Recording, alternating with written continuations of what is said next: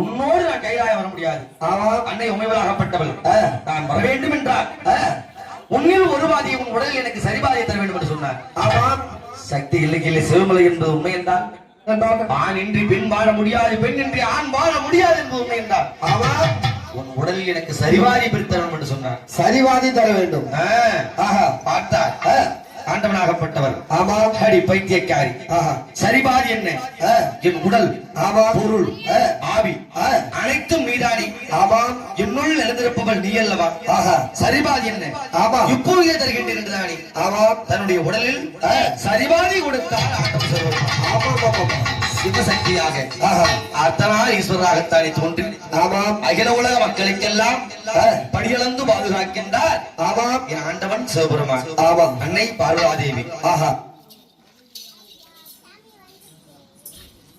Disconnected.